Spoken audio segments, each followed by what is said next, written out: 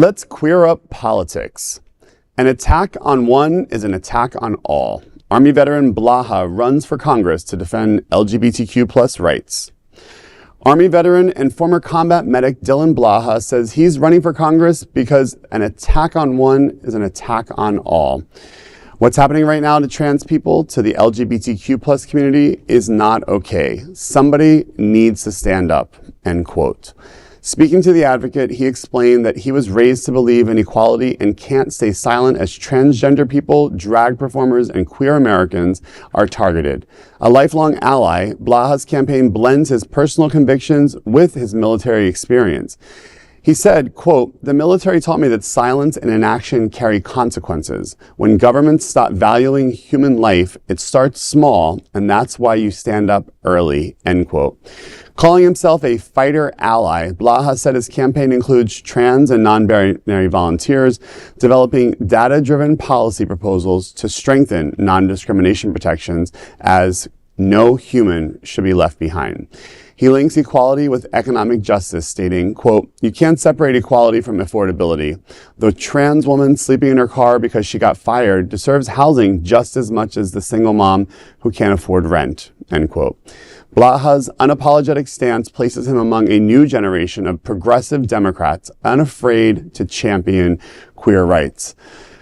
This is a great story because I do, first of all, I of course commend him for actually taking a stance. Yeah. We're starting to hear, members of our own community, first and foremost, and then of course the political community stating that, maybe we shouldn't lean into some of these issues that the other side is pressing. Don't show as much support for the trans community. Don't show as much support for the queer community. And I think, as we all know, people that have no conviction should have no place in politics. You have to stand on something. If you're trying to run for office based upon a focus group, you should probably find another job. Yep. Well, and like Lin-Manuel said so succinctly, if you stand for nothing, what will you fall for? Yeah, absolutely. But that's great. And when you started telling the story, I didn't realize that he wasn't LGBTQ plus. Yeah. And so to have an ally say, "This is my platform," that's important. Absolutely. It's like it's anybody who is in the quote unquote majority standing up and saying, "I speak for the marginalized above all else." In his case, I am a cis, hetero, white male in politics. I mean, that's top of the food chain. Yeah.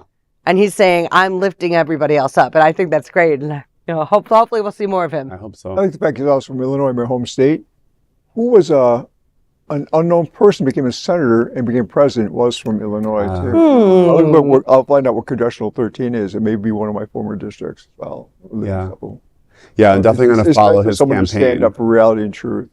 Yeah, and I think these stories are important to find these candidates because, again, although you do not live in Illinois, every senator that goes to Washington, D.C. makes decisions for you, so support candidates that are on our side.